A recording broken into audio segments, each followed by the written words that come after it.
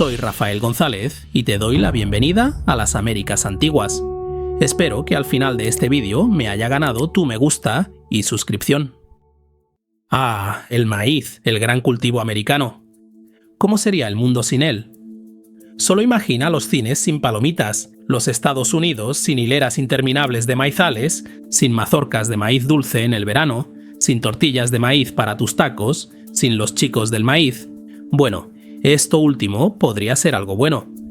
Incluso si eres un carnívoro devoto y todo lo que he enumerado te suena a chino, la mayor parte de la carne que consumes probablemente ha sido alimentada con maíz, lo que me atrevo a decir que puede convertirte en un granívoro. Podría seguir y seguir, pero creo que pintó un panorama sombrío de lo mucho que menguarían nuestras vidas sin el maíz. Pero eso es solo la punta del iceberg. Nuestro mundo, literalmente, no podría funcionar sin él.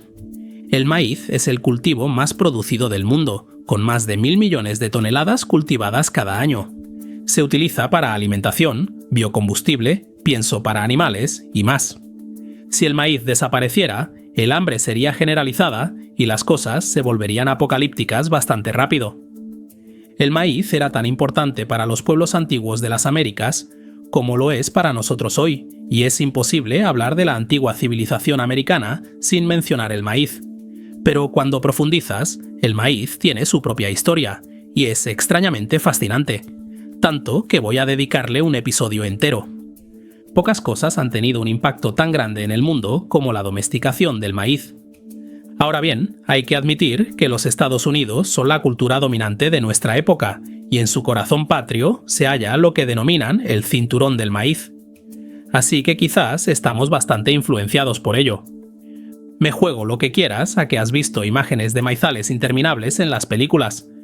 Pero independientemente de dónde se sitúen tus sentimientos sobre el maíz, espero que al final de este vídeo puedas apreciar el maíz por la maravilla que es.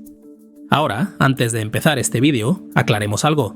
Nos referiremos a esta planta por su nombre más común, maíz. Hay muchas formas en el mundo de llamarlo: elote, choclo, jojoto o millo, incluso corn para los angloparlantes. Maíz es el término técnico para la planta Cea maíz, que comúnmente llamamos maíz, así que optaremos por este término para el resto del episodio. Si no te gusta, puedes descargar tu odio contra mí en los comentarios. Bromas aparte, todavía tengo que contarte por qué la domesticación del maíz es tan interesante. Antes de que podamos ver eso, veamos cómo suele ser la domesticación de un grano. Observemos al alumno aventajado de la domesticación de cultivos, el trigo. El trigo es similar a otros granos en su forma de crecer y reproducirse, por lo que es un buen ejemplo a utilizar. Después de que una semilla de trigo germina y crece hasta convertirse en planta, el tallo termina en la espiga de donde brotan las semillas. En condiciones normales, una vez que el tallo madura, se romperá o se desarticulará, para usar el término técnico, y liberará las semillas al viento, donde con suerte echarán raíces y crecerán. Según el arqueólogo del Smithsonian Bruce Smith, cuando las personas domestican un grano, se esperan 5 cambios principales en la planta. Número 1. Las semillas deben madurar simultáneamente. Quieres que todas las semillas estén maduras cuando estés listo para cosechar.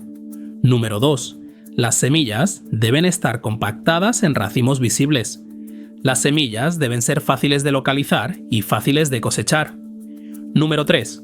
Las semillas deben ser retenidas por la planta. En otras palabras, las semillas no deben desarticularse, sino permanecer unidas a la planta hasta que alguien pueda retirarlas manualmente. Número 4. Las semillas deben aumentar de tamaño. Semillas más grandes significan más comida. Número 5. Las semillas deben germinar rápida y simultáneamente. Quieres que las semillas permanezcan inactivas en el suelo el menor tiempo posible y que crezcan lo más rápido posible. Consideremos estos cambios con la domesticación del trigo, comparando el trigo silvestre con sus descendientes domesticados. Como puedes ver, no hay una diferencia tan grande. Es como mirar al trigo junior. Si el trigo silvestre es un lobo, el trigo domesticado es un husky. Todo lo que hubo que cambiar en la domesticación fueron unos pocos rasgos genéticos importantes, y así es como se ve la domesticación normal de un grano. Con eso en mente, pasemos al maíz y comencemos con el maíz silvestre. Espera, ¿qué es el maíz silvestre? ¿Alguna vez has visto maíz creciendo en otro lugar que no sea un maizal o un huerto? No es una coincidencia, porque en realidad no existe tal cosa como el maíz silvestre. Para encontrar al ancestro del maíz, tenemos que esforzarnos un poco. Bueno, más bien tenemos que recurrir a gente muy inteligente que ha pasado su carrera buscándolo y preguntarles. Hace muchas décadas, si hubieras preguntado a los mejores y más brillantes dónde podías encontrar al ancestro silvestre del maíz, te habrías metido en un huracán de controversia. Allá por los años 30, dos hombres, el botánico de Harvard Paul Mangelsdorf y el genetista de Stanford y futuro premio Nobel George Beadle, habían propuesto dos teorías sobre los orígenes del maíz que dividirían a la comunidad científica. Mangelsdorf propuso que descendía de una mezcla complicada de maíz silvestre extinto y el género de hierba Tripsacum. Beadle, por otro lado, propuso la teoría mucho más simple de que la hierba teosinte había sido el ancestro del maíz. Este debate se volvió muy feo y muy personal muy rápido, como solo pueden hacerlo los debates académicos sobre cosas del pasado lejano. Y si crees que esto es algo único, espera a que hablemos de la colonización indígena de las Américas. Ahí sí que saltarán chispas. Durante la mayor parte de los años 50 y 60, las teorías de Mangelsdorf predominaron. En 1960, un científico llamado Richard McNeish lideró una expedición arqueológica al valle de Tehuacán y peinó meticulosamente el valle en busca de pruebas del cultivo temprano de maíz en Mesoamérica. Increíblemente, encontraron lo que buscaban. Dentro de muchos abrigos rocosos y cuevas, encontraron miles de mazorcas de maíz antiguas que databan desde el contacto español hasta hace 7000 años. Ahora bien, lo que realmente hizo que esto fuera sensacional para Mangelsdorf fue que las primeras mazorcas eran versiones diminutas y primitivas del maíz. Y cuando digo diminutas, me refiero a minúsculas. Estas no eran más grandes que una colilla de cigarrillo. El bando de Mangelsdorf estaba encantado. Creían que este era el maíz silvestre extinto que habían estado buscando. Desafortunadamente para Mangelsdorf y compañía, George Beadle no se dejó convencer tan fácilmente. Pasó los años 70 recorriendo México estudiando mutaciones en plantas silvestres de teosinte y llegó a la conclusión de que, con solo una pequeña cantidad de cambios genéticos, el teosinte podía transformarse en una versión temprana del maíz. En las décadas posteriores, la investigación genética comenzó a confirmar esto y a dar la razón a George Beadle. De hecho, las pruebas genéticas han logrado centrarse en una especie muy específica de teosinte, el teosinte de Balsas de la región del río Balsas en México, como el ancestro más probable de todo el maíz moderno. Pero, ¿por qué fue tan intenso este debate? Claramente, esta teoría no parece tan descabellada, ¿verdad? Bueno, echemos un vistazo más de cerca a la planta de teosinte. ¿A que no es muy impresionante? En realidad, esto es mucho más pequeño de lo que parece. Aquí hay una foto mejor para comparar la escala. Si esperabas un maíz junior, lamento decepcionarte. Si el teosinte es un lobo, el maíz es el chihuahua. Esto no se parece en nada al maíz moderno, y eso es parte de lo que hizo que la posición de Beadle fuera tan increíble. Esa transformación al maíz moderno es, francamente, un milagro. Analicemos esto. El teosinte es una hierba que crece en Centroamérica. Francamente, no es muy impresionante, y su potencial está lejos de ser obvio. Sus mazorcas miden unos 2,5 centímetros de largo como máximo, y solo contienen entre 7 y 12 semillas. Estas semillas no son blandas como los granos de maíz, sino que están cubiertas por una cáscara exterior dura que las protege. Poner esto en un estado apetecible es una verdadera tarea, a menos que lo calientes y lo hagas estallar como palomitas de maíz, algo que George Beadle solía hacer durante sus conferencias para demostrar que el teosinte podía ser consumido. Por cierto, una mazorca entera de teosinte tiene menos valor nutricional que un solo grano de maíz.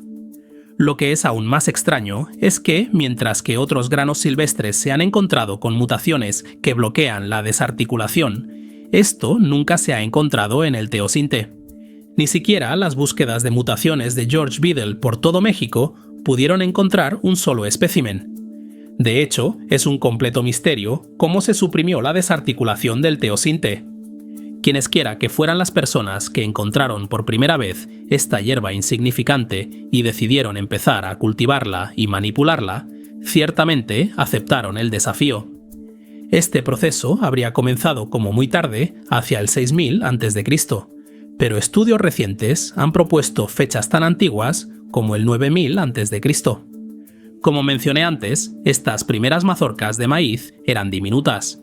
En ese momento no eran un alimento básico, sino solo uno de los muchos artículos en el menú. Con el tiempo, sin embargo, el maíz se hizo más grande y mejor. La gente parece no haber dejado nunca de retocarlo, y de hecho, hoy todavía estamos retocando el maíz. De hecho, desde que se creó el maíz, se ha vuelto tan dependiente de la atención humana que no puede reproducirse sin los humanos. Esas semillas no tienen forma de escapar de la envoltura. Como cualquiera que haya tenido que desgranar maíz antes puede atestiguar, hace falta mucho esfuerzo para llegar a esas semillas. El teosinte, en comparación, no tiene problemas para esparcir sus propias semillas. Pasar del teosinte al maíz moderno debió de requerir una dedicación increíble por parte de generaciones de antiguos agricultores mesoamericanos que llevaron la genética de esta hierba hasta su límite máximo. Ten en cuenta que esto no fue un evento único. El maíz siempre estuvo siendo mejorado a lo largo de toda la historia de América por casi cualquier persona que lo cultivara. Por lo tanto, debemos ver la domesticación del maíz no como un evento, sino como un proceso continuo que llevó milenios. La genetista de la Universidad de Penn State, Nina Fedorov, resumió esto muy bien cuando en 2003 llamó al maíz moderno la primera y quizás la mayor hazaña de ingeniería genética del hombre. Es un gran elogio, sin duda, para los antiguos cultivadores de maíz.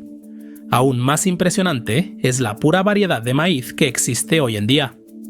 El maíz se presenta en una asombrosa gama de colores y tamaños que se utilizan para diferentes propósitos. De hecho, hay más variedad en el maíz hoy que en el teosinte silvestre. Solo en México existen 50 variedades locales de maíz genéticamente únicas, a menudo varias en una sola zona. Esto es un testimonio de la dedicación que los agricultores de maíz, pasados y presentes, tienen en su oficio.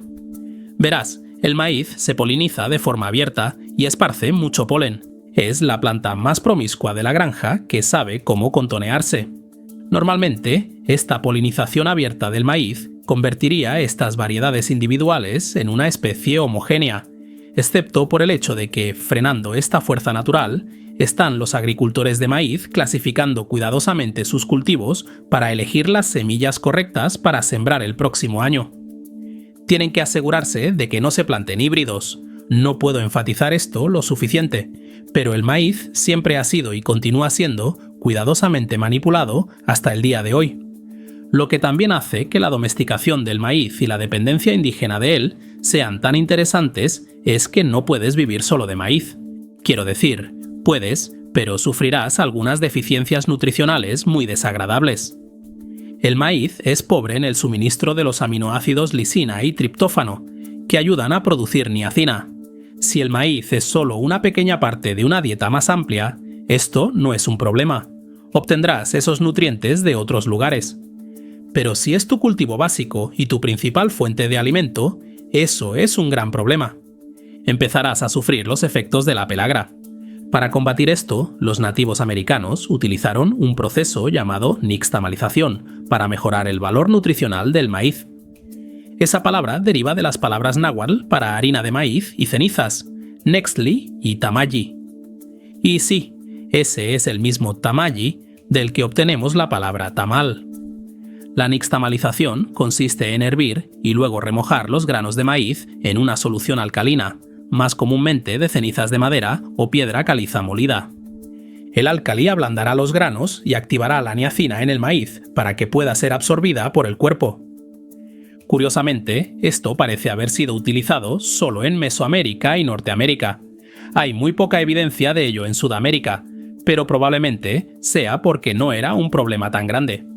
Sudamérica tenía patatas y mandioca como cultivos básicos, así que estaban abastecidos. Cuando la gente empezó a cultivar maíz en Europa y África, desconocían este proceso, por lo que muchos de los primeros cultivadores de maíz sufrieron de pelagra debido a su dependencia de él. No fue hasta el siglo XX cuando la gente finalmente descubrió la causa de esto, cuando empezaron a curar la pelagra añadiendo levadura de cerveza a su dieta. Los nativos americanos siempre fueron conscientes de esto, y me resulta realmente increíble que nadie se molestara en ver cómo subsistían a base de maíz sin ningún problema. Sin embargo, muchos nativos americanos también tenían otro truco bajo la manga que aumentaba el valor del maíz: las 3 hermanas.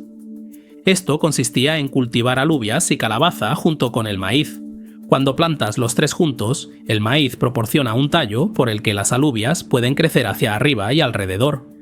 Las alubias ayudan a reponer los nutrientes en el suelo.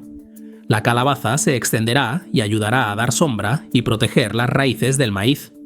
Así, al cultivarlos juntos, no solo ayudan a que los cultivos crezcan y evitan el agotamiento del suelo, sino que también proporcionan fuentes adicionales de nutrientes importantes.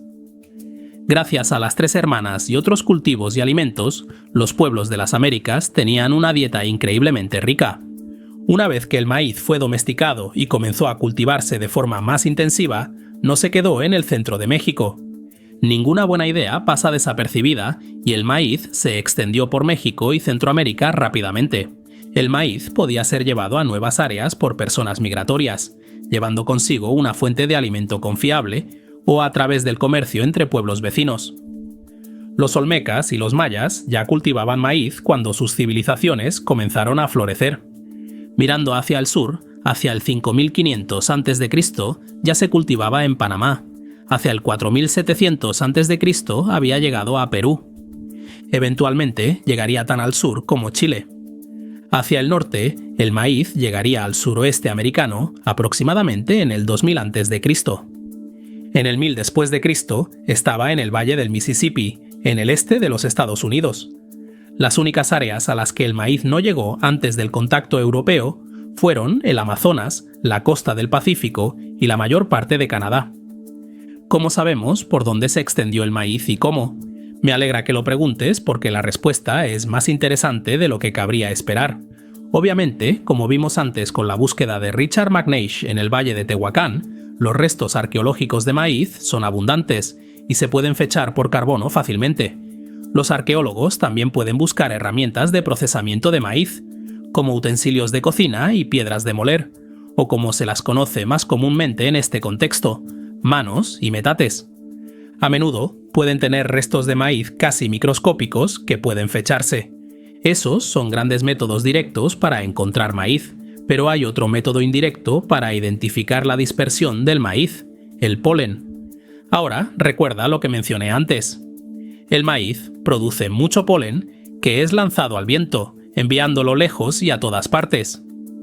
El polen de maíz tiene las cualidades únicas de ser fácil de identificar y, como todo polen, de asentarse en las superficies y permanecer allí hasta que es perturbado. Cuando el polen cae en el agua, se hunde hasta el fondo y puede permanecer en el sedimento indefinidamente. Así que, si los científicos toman una muestra del núcleo de un lecho de un lago, pueden identificar el polen fácilmente. Ahora, las moléculas de polen en sí mismas no se pueden fechar por carbono, pero cualquier material orgánico que las acompañe, sí, lo que te da una buena idea de su antigüedad. Esto permite a los científicos encontrar pruebas indirectas del maíz, incluso cuando no tenemos mazorcas ni restos de comida. Hay muchos casos en los que los restos orgánicos de maíz nos llevan hasta cierto punto, pero las pruebas de polen retrasan la llegada del maíz aún más. Dondequiera que el maíz llegara a un nuevo lugar, eventualmente transformaba la cultura y la sociedad. Cuando llegó el maíz, no acabó con el estilo de vida de cazadores-recolectores de la noche a la mañana. Eso llevó tiempo. Los primeros cultivadores de maíz probablemente no eran sedentarios, sino que probablemente plantaban maíz en primavera solo para regresar y cosecharlo más tarde. A medida que el maíz se volvía más y más productivo y más confiable como cultivo básico, permitiría que la gente se volviera cada vez más sedentaria. Un buen ejemplo de esto es el suroeste americano, en los actuales Arizona y Nuevo México. El maíz llegó originalmente a esta zona no más tarde del 2000 a.C. Incluso estuvo presente entre los cazadores-recolectores arcaicos más al norte. Si bien definitivamente se consumía, no se convirtió en un cultivo básico hasta unos 1000 años después. Una vez que se convirtió en un cultivo básico, permitió que civilizaciones como los Hohokam y los antiguos pueblos prosperaran. En el este de los Estados Unidos, el cultivo de maíz también dejó un gran impacto en la vida allí. La ciudad indígena más grande del este de los Estados Unidos, Cahokia, solo fue posible gracias a la agricultura intensiva de maíz. La agricultura de maíz también ayudó a transformar a los Haudenosaunee en un matriarcado militarista. También fue importante en la costa occidental de Sudamérica, pero no era el único cultivo básico como lo era en Mesoamérica y Norteamérica. Definitivamente se consumía y se apreciaba, pero la verdad es que la costa andina y las zonas montañosas ya tenían muchos otros alimentos para mantenerse. Sin embargo, el maíz les permitía un bien preciado que ninguna otra planta podía ofrecer: la chicha, que es cerveza de maíz. La chicha era amada por los pueblos andinos y se convirtió en una característica de las reuniones sociales y religiosas. Los arqueólogos incluso han descubierto restos de grandes fábricas de chicha, lo que atestigua su popularidad. El maíz era tan importante que a menudo ocupaba un lugar especial en la mitología y la cultura locales. Cuando hablemos de los olmecas, veremos que estos tenían una deidad del maíz marcada por una hendidura en su frente de la que crece el maíz. El maíz claramente ocupaba un lugar exaltado en la cosmovisión olmeca. Esto sería compartido por pueblos posteriores de Mesoamérica. Tanto los mayas como los aztecas tenían sus propias deidades del maíz que eran veneradas, pero la importancia del maíz era mucho más profunda que eso. En la mitología maya, la diosa Xmu'kén creó a los humanos a partir de maíz molido y sangre. Así, el maíz no era solo la principal fuente de alimento, sino un ingrediente clave en la vida humana misma, uno que debía ser devuelto a los dioses. Temas similares también están presentes en otras mitologías, sobre todo en los pueblos indígenas del suroeste americano. El maíz es muy prominente en las mitologías del este de los Estados Unidos y Canadá también. Las mitologías de los Cherokees, los Muskogee, los Lakota y los Penobscot, por nombrar algunas, presentan el origen del maíz como un tema importante en sus mitologías. Guardaremos esas historias para un episodio posterior, pero el punto importante es que el maíz era vital para la supervivencia de muchas personas y eran muy conscientes de este hecho, otorgándole al maíz un lugar apropiado en su cosmovisión. En Sudamérica, el maíz no recibió tanta reverencia como en Mesoamérica. Todavía puedes encontrar ejemplos de deidades con maíz, como esta representación de la deidad decapitadora Moche, y puedes verlo también en el arte común. Sin embargo, la cerveza de chicha fue donde el maíz asumió realmente un papel singular. Era una característica de muchos rituales, grandes o pequeños. Especialmente importante fue su uso en ceremonias religiosas, sobre todo como ofrenda a los dioses y ancestros. No solo era genial para relajarse y beber con tus colegas, era sagrado. No creo que sea una exageración decir que el maíz fue el motor de la antigua civilización americana, y caray, ni siquiera hemos tocado el impacto del maíz en el resto del mundo después del intercambio colombino. Desafortunadamente, este canal se centra en la historia precolombina, así que lo dejaré para otro canal. El maíz permitió que gran parte de la antigua América prosperara, fue increíblemente transformador y formó los cimientos de tantas culturas. Todo esto es aún más notable si se tienen en cuenta sus orígenes tan humildes: la planta de teosinte. Recuerda, el maíz está tan alejado de su ancestro silvestre que depende completamente de las personas. Podemos pensar en nosotros mismos como los grandes explotadores de esa hierba de teosinte de balsas, pero el arqueólogo Michael Blake ofrece un contraste interesante. Normalmente, cuando hablamos de domesticación, nos centramos únicamente en los sujetos de la intervención y transformación humana, es decir, las plantas y los animales que han sido transformados. Normalmente discutimos la transformación de las personas en términos de evolución cultural, la aparición de la agricultura y la complejidad social, política y económica. Es tan poderosa la imagen que tenemos de nosotros mismos como dueños de nuestra propia historia que es difícil imaginar nuestra absoluta dependencia de los recursos que creemos controlar. Sin embargo, los humanos también somos recursos para otras especies. Desde el punto de vista de Theamais, los humanos son agentes de dispersión. Si una planta sintiente que deseara propagarse y extenderse lo más lejos posible pudiera elegir una especie para manipular, ciertamente no le iría peor eligiendo a los humanos. Al ser genéticamente flexible, Theamais ha persuadido a los humanos para que muevan su semilla por todo el globo más rápido y más lejos que cualquier otra planta en la historia. El poder del maíz sobre nosotros es bastante intimidante, y no podemos liberarnos de su control fácil o prácticamente. De hecho, el maíz se entrelaza cada vez más, año tras año, en nuestra existencia humana. Nuestra economía global depende de él, al igual que el Theamais depende de nosotros. Los humanos cultivan maíz y el maíz cultiva humanos. Hay que reconocer que la idea tiene mucha miga y más grano. Perdón por el juego de palabras. La próxima vez que te quedes preparando palomitas para tu noche de cine o siendo perseguido a través de interminables campos de mazorcas, aprecia un poco el increíble logro que es el maíz. No es solo una planta, no es solo comida. Podría ser el invento más grande de la humanidad. Esto ha sido Américas Antiguas con Rafael González. No te olvides dejar un me gusta y suscribirte. Un saludo y nos vemos en el futuro.